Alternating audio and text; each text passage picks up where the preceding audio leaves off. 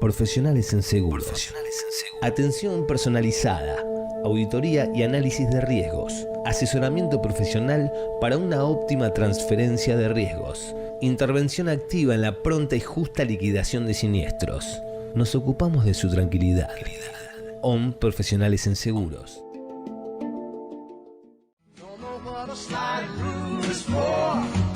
Boletín de Pequeñas Noticias, quincenalmente en forma gratuita en su casilla de correo electrónico.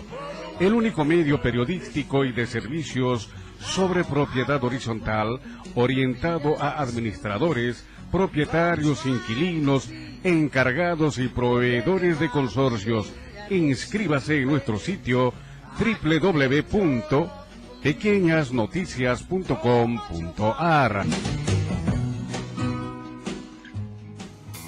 Bueno, muy buenas tardes a todos, bienvenidos a otro programa de Profesionales de Consorcios. Esta tarde tenemos la suerte de tener dos invitadas de lujo. Para empezar tenemos a la licenciada Vanina Braya. Buenas tardes, Vanina, ¿qué tal, cómo estás? Buenas tardes, Juan. Economista y especialista en finanzas, ¿no? Sí. Perfecto. Y a continuación tenemos el lujo de tener a la doctora, abogada, especialista en Derecho Administrativo, ¿no? Por la Universidad Austral, la doctora Paula Modeo, y no menos, diputada nacional, por Tucumán, por Creo Tucumán. Exacto. Todo eso y me quedé corto, creo, pero... Paula, ¿qué tal? ¿Cómo estás? Muchas gracias por venir, por darnos un rato de tu tiempo, en un momento tan difícil que están a las apuradas con las comisiones, con el tema del decreto, de la ley ómnibus, ¿no? Muchas gracias a ustedes por la invitación, siempre es un placer. Bueno, muchísimas gracias. Bienvenida. Tuviste una intervención importante, ¿no? Durante el 2023, así se pudo leer en lo que fue el armado del DNU, o sea, del decreto. Sí, en realidad lo que pasó es que Federico Sturzenegger empezó a pensar cómo reformábamos todo el sistema legal argentino, ¿no? Empezamos con un proyecto de digesto jurídico argentino, que era ver todas las leyes en todas las materias. Entonces él dividió por capítulos, es decir, derecho administrativo, derecho laboral, derecho comercial, etcétera. Y yo casualmente lo conozco a Federico en una conferencia, le cuento que yo había presentado un proyecto de desregulación económica que desregulaba como 15 sectores de la economía. Me dice, mirá, yo estoy trabajando en lo mismo, ¿por qué no te sumás al proyecto? Entonces me dieron el capítulo de derecho administrativo. Entonces lo primero que hicimos es analizar, no me acuerdo cuántas eran, pero 70, 80, no me acuerdo la cantidad de leyes que había vigentes en Argentina sobre derecho administrativo. Leyes, o sea, 70 leyes, que a cada uno tenía X cantidad de articulados. Sí, eran 121, ahora ya no me acuerdo, o sea, era un Excel un gigante, montón. Eran todas las leyes vigentes de Argentina.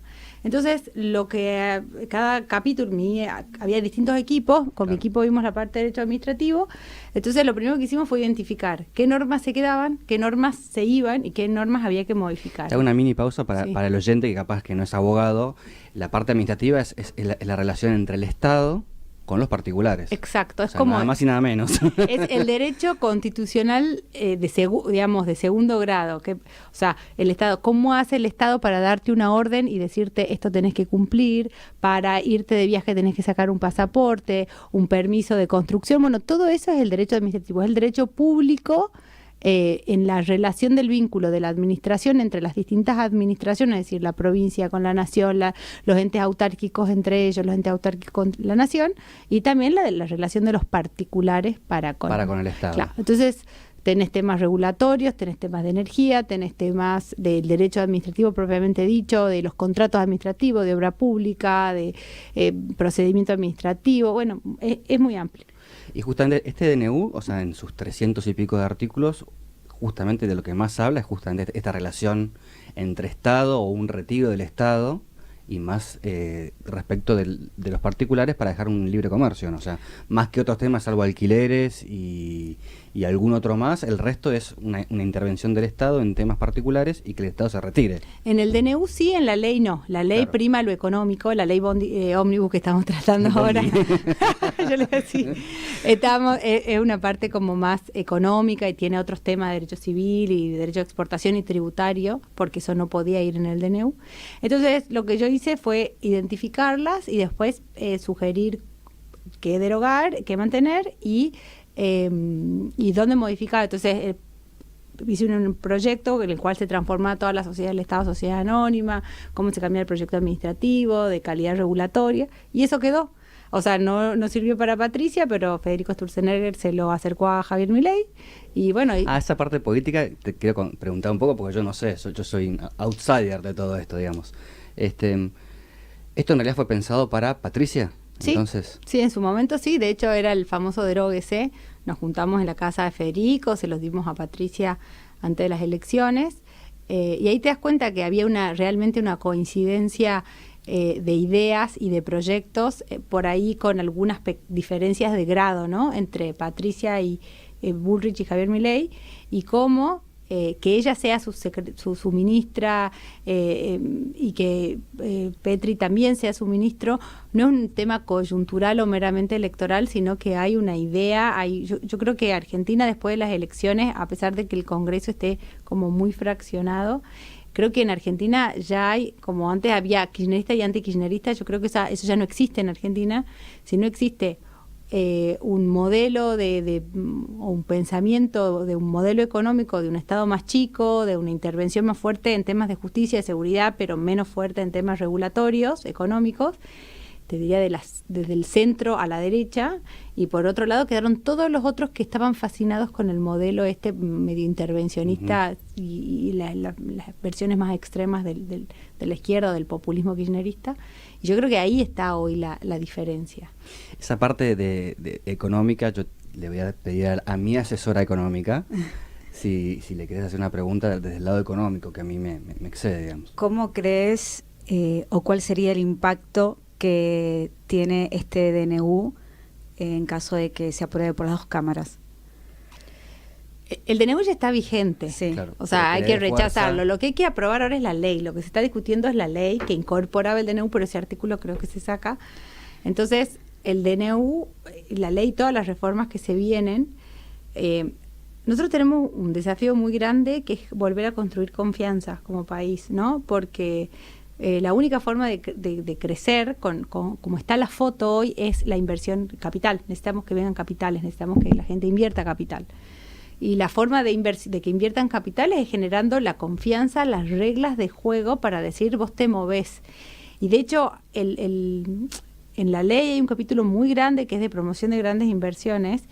Y si pensás en la experiencia argentina en los 90, digamos, la luz de inversiones vinieron con unas reglas de juego que estaban dadas por los tratados bilaterales de inversión, que decía, bueno, si yo te cambio alguna de estas reglas de juego, vos podés ir al CIADI. Entonces ahí tuvimos juicios en los tribunales internacionales. Pero eso era para los que venían de afuera. Pero para los que tenían que invertir acá o seguir invirtiendo acá, vos también le tenés que dar seguridad jurídica. Es decir, mirá, estas son las reglas de juego. Por eso yo insisto tanto que para mí el punto clave del DNU no son todas estas reformas por ahí desde regulatoria. Lo laboral y lo sindical tiene un peso enorme en el proyecto de ley, porque hoy vos no te animás a contratar un empleado o a hacer nuevas inversiones o a crecer por cuestiones laborales, de costos laborales, de un sistema perverso, de un sistema donde los sindicatos tienen demasiado poder, y obviamente también otros incentivos fiscales, otros incentivos regulatorios que te dicen cuánto podías producir, cómo tenías que producir, y hoy se empieza a retirar el estado ya no hay un burócrata diciendo el precio de las cosas, sino que el mercado la fija. Así que yo creo que tiene mucha importancia el marco para la seguridad económica. O sea, el ajuste sin crecimiento, digamos, no nos va a sacar de esta. O sea, necesita sí o sí crecimiento. Para que haya crecimiento tiene que haber inversión. Claramente, sí. Gracias. Y esta parte del sindicalismo, ¿no? Yo no estoy en contra de los sindicalistas, sí de los abusos, digamos. Es verdad que hubo abusos y estos a mí nunca entendí cómo si por un lado es bandera la salud pública, al mismo tiempo haya obras sociales y prepagos, sobre todo obras sociales obligatorias, que luego uno le pregunta al afiliado y te dice que no funcionan. Entonces, si digo que sostengo la salud pública, pero no funciona, luego le quito un 3% del sueldo en obras sociales y tampoco funcionan, también ir sí o sí la prepaga, porque esto sigue siendo obligatorio cuando en realidad podría ser voluntario el adherirse o no a una obra social. Y según tengo entendido que fue ese el gran momento donde creo que Fonganía en que les da las obras sociales, y el despegue, digamos, de su tradicional pelea por el trabajador a ya tener un interés mucho más económico, cada sindicato, y cada vez más poder, ¿no? O sea, que hoy en día se ha convertido en otra cosa. Yo, por ejemplo, como abogado de propiedad horizontal y conjuntos inmobiliarios, veo que hay un exceso de parte del sindicato en cuanto a la cuota social, en cuanto a la obra social, a la caja de familia. Son al final un 10% que se le descuenta a todo trabajador del sueldo mes a mes, que no se ve retribuido. Cuando él va, por ejemplo, me cuentan que cuando va a la obra social, de repente le dan un turno para dentro de 4 meses, y cuando va dentro de 4 meses, le suspenden el turno y le dan para otros 4 meses más. Entonces también los trabajadores mismos, creo que incluso hay internas. Esto de sindicato único, dentro, yo he escuchado este año pasado, 2023, que hay trabajadores que no están de acuerdo con su sindicato y no tienen la posibilidad de armar un sindicato paralelo, porque es único, entonces no le dejan presentar un segundo partido. Entonces se armó todo algo, una especie de mafia, por así llamarlo, que cada vez es más grave, más engorrosa, y recién con valientes como vos, como Javier Milei, como Victoria Villarruel, es que aparece una luz para los que estamos de afuera, como diciendo, ¿es posible ponerle un freno al sindicato que hasta ahora, hasta ayer, era un tabú? O sea, nunca nadie iba a hablar del tema sindicatos. O sea, nunca a nadie se le hubiese ocurrido hasta hace muy poco hablar de corporaciones oligárquicas que quieren decir que el sindicato son monopólicas en un solo lugar, que tienen una obra social, que tienen todo un fenómeno armado, y cuando alguien dice mediante el DNU, esto va a ser voluntario, va a pasar a ser voluntario, o sea que cada uno va a decidir si se afilia o no se afilia, si quiere la obra social o si quiere una prepaga, o si opta, ¿por qué no?, por la salud pública, ¿no?, que es bandera de Argentina y de muchos políticos hoy. Vos dentro del Congreso, ¿cómo ves que está dividida esta opinión, o sea, de como conquista social que se dice de parte de los trabajadores, que sigan los sindicatos con todos los privilegios que tienen hoy en día, o hay una parte que ya dice, no, a ver, pongamos un freno, porque si no, justamente lo que decíamos antes, es imposible que vengan inversiones en un contexto social, económico y político que no te da seguridad jurídica y te dice, la gran mayoría de emprendedores o empresarios te dicen, el gran problema de Argentina es no es justamente, le sobra materia prima, lo que le falta es justamente seguridad jurídica puntualmente en lo que es la parte laboral, ¿no? Mira, creo que en esto ni siquiera estamos hablando de seguridad jurídica, estamos hablando de desarmar una de las mafias más perjudiciales para los trabajadores que ha existido en Argentina. Yo no me animaba a decir tanto, pero no, sí. No, o sea, es verdad. Por eso vos sos diputada y yo no. A ver, yo creo que hay cosas que son técnicas, ¿no? Puedes discutir si es mejor que el recurso se eleve al que lo dicta o lo resuelva el inferior. O sea, son cosas técnicas donde podemos discutir digamos, que un modelo es mejor que otro. Si la intervención en el bioetanol es mejor que el precio lo decida la Secretaría de Energía o lo decida el mercado. Son cuestiones filosóficas de decir cuál es el camino para llegar al mejor puerto. Acá no hay un mejor puerto. Acá los sindicatos solo laburan para ser millonarios. Moyano es millonario. Sí, pues las oligarquías, digamos. Y nadie lo puede negar. Él, el hijo, el y es una nieto. Cosa, y es obsceno. Es obsceno la cantidad de plata que manejan y el poder. Y te das cuenta que realmente la violencia que ejercen contra los trabajadores y que la violencia y el nivel de impunidad que ellos creían que te manejaban y hacían que Sancor tenga que tirar miles de litros o cientos miles de litros de leche porque tenías un bloqueo sindical. Entonces acá es, así como tenemos que combatir al narcotráfico, tenemos que combatir a las mafias ilegales de los sindicalistas y de este enriquecimiento. Las obras sociales sindicales están fundidas. Entonces el Estado pone millones, vos ves los aportes a las obras sociales, son millones de pesos. 3% de cada recibo de sueldo por mes. Pero además, es una fortuna. No, además del aporte sindical, estaban manteniendo obras. Claro, estaban manteniendo, el Estado hacía aportes directos a las obras sociales. Claro. Había aportes del Tesoro. Entonces lo único que hacían era un pasamano, porque vos te tenías que sacar la de empleados navales para pasarte si eras trabajador del Estado, vos no podías pasar a OSDE, por ejemplo. Si vos querías pasar a OSDE, tenías que hacer un pase de manos haciéndote de alta de trabajadores navales o cualquier obra social que estaba adherida, y ella te derivaba los aportes a la prepaga. Entonces en el medio siempre había alguien que lo único que hacía era un pasamano. O sea, no prestaban servicios y hacían un pasamano. Entonces, de una comisión, digamos, que se queda. Entonces, lo que yo digo es, esto no es ya de una discusión de medios, es decir, cuál es el mejor medio para llegar al fin de proteger a los trabajadores. Esto es, combatamos a estos mafiosos que nos quieren tomar las calles, que quieren seguir manteniendo los privilegios. Esto es lo peor de la casta. O sea, esto es lo que tenemos que combatir. Se han armado kioscos a medida de determinados empresarios poderosos, determinados sindicalistas poderosos que te manejaban la agenda nacional. O sea, la educación ha sido rehén de una mafia sindical. Los paros de Baradel, que se lo hago a uno y no se los hago a otro, es parte de un apriete teniendo como rehén a los niños.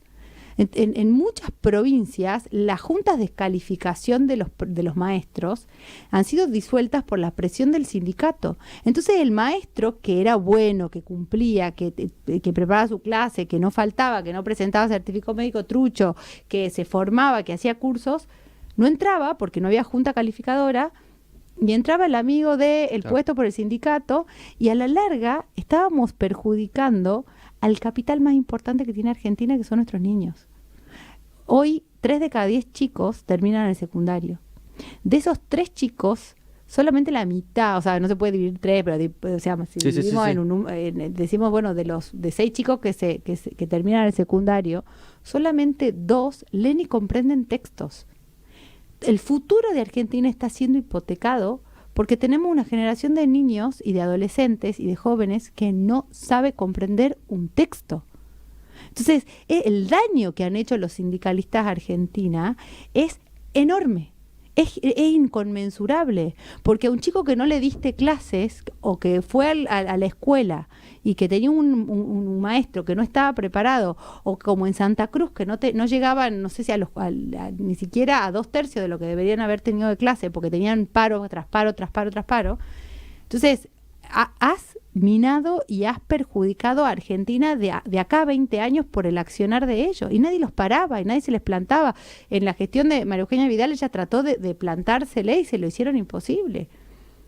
Entonces, esto realmente, cuando dicen no hay necesidad y urgencia, yo digo, ¿me están jodiendo que no hay necesidad y urgencia? O sea, tenemos una inflación galopante. ¿Es imposible decir que no hubo necesidad, que no hubo, porque si hubo, ¿cuántos DNU hubo de Alberto en los últimos 4 años? Eran 100 y pico. Sí. O sea que si aceptaste que en Alberto había ya necesidad de urgencia, claramente hoy lo hay más. Te estás contradiciendo. Si no dijiste nada cuando Alberto Fernández sacó un DNU de que te necesidad de urgencia, ¿por qué un par de meses después te estás diciendo ahora no hay? Como que se haya mejorado todo, ¿entendés? Si ayer no dijiste nada, ahora. Te quería preguntar más relacionado con lo nuestro, que es profesionales de consorcios. Consorcios es conjuntos habitacionales en todo tipo. Puede ser edificios, country, barrios cerrados, club de campos. En la Ciudad Autónoma de Buenos Aires hay un gran problema habitacional. Yo soy porteño de Recoleta de toda la vida. Ahora estoy viviendo en Pilar. Pero me sorprende que luego de la pandemia yo antes veía una persona viviendo en la calle cada 3 cuadras, más o menos. Hoy en día veo 3 por cuadra. Te quería preguntar, en Tucumán, ¿existe también este problema habitacional? Donde de repente estamos cautos de una, que es en realidad mucho más macro, que es que no hay créditos hipotecarios, con lo cual uno ya ni siquiera sueña con ser dueño de su propia casa, como fue en alguna otra época en Argentina o en otros países, que uno dice, bueno, saco un crédito hipotecario a 30, 40, 50 años o a 60 y le pago yo y mis hijos, pero va a ser nuestra casa. Hoy tu incentivo es llegar a alquilar y dentro de 2 años o 3, esa es la discusión de ahora, si dentro es 2 o 3, tener que ver cuáles son las condiciones, porque uno nunca lo sabe, de renovar. Y esto significa que vos tenés hijos, que van a un colegio, que uno busca siempre el colegio cerca a la casa donde vive, o alquila en este caso, lo mismo el trabajo, amigos, actividades de todo tipo, ¿no? En Tucumán, ¿ocurre la locura que ocurre en Ciudad de Buenos Aires? Seguramente en San Miguel debe ocurrir, el resto no sé cómo es. El déficit habitacional, la situación, la emergencia habitacional es en toda Argentina. Es una constante en toda Argentina, porque incluso en los lugares donde vos fomentás la erradicación, como es Neuquén ahora, que tiene tasas de crecimiento altísimas en distintas ciudades que a raíz del desarrollo de los pozos petroleros, o el sur, ahí el problema es la calidad o el lugar donde pueden acceder, pero las estadísticas muestran que la crisis habitacional es muy fuerte en todas las urbes, digamos, de Argentina, sobre todo del centro para arriba. Después tenés la calidad habitacional, que también es otro problema muy grande, y digamos, de alguna manera, desde que entró en vigencia el DNU, empezaron a haber más alquileres. Entonces, sí, un montón. Mucha gente decía, bueno, tiene que haber, el Estado tiene que subsidiar créditos. Yo decía, no, de nuevo caemos en la lógica de pensar de un Estado, un burócrata que te interviene, que ya demostrar, o sea, la ley de alquileres en su momento que establecía un precio máximo y un plazo, etcétera, no la que estuvo vigente ahora, sino en su momento cuando se hizo la primera ley, fue un rotundo fracaso para hacer una solución al problema. Entonces, y lo mismo pasa con precios cuidados y con ley de góndola. Cuando el Estado se mete y quiere regular, las externalidades que genera son mucho más problemáticas. Entonces, si el dólar de alguna manera empieza a tener un equilibrio, si la inflación empieza a tener un equilibrio, si empieza la economía a despegar, van a volver a aumentar el precio de las propiedades, va a volver a activarse el mercado de compra y venta, entonces va a volver a activarse el tema de créditos hipotecarios. O sea, de nuevo, el diagnóstico creo que lo tenemos. En eso sí hay como una idea ideológica, te digo, o un sesgo de miradas, digamos, de marcos teóricos. Hay algunos que creen que el problema habitacional se resuelve con más intervención del Estado.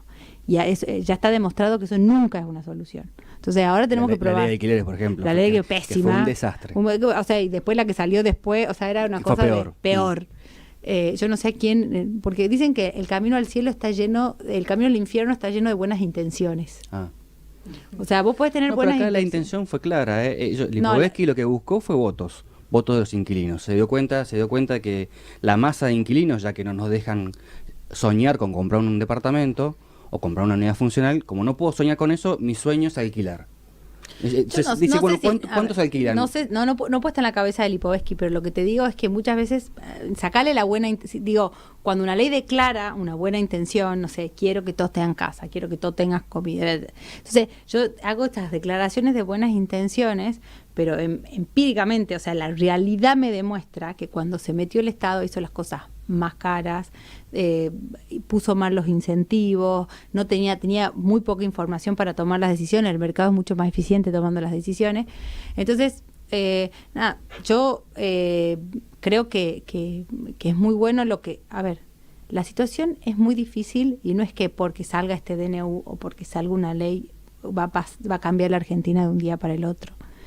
Hay tanta destrucción, ha habido tanta caída del salario real, pasamos de un salario real de $1.500, $2.500 a promedios de salarios reales de $700. O sea, hay lo que te decía, muchas generaciones de niños que no han visto a sus padres trabajar, muchas generaciones de niños que han crecido con un plan, muchas generaciones que no leen ni comprenden textos, que le han faltado nutrientes. Entonces, y aparte un lastre para las empresas que están con poco margen digamos, poco margen económico, de tolerancia financiero para solventar la inflación galopante que vamos a vivir. Va a ser muy difícil, pero es como si vos tenés un paciente en terapia intensiva con una infección que le está subiendo y le vas a tener que cortar la pierna.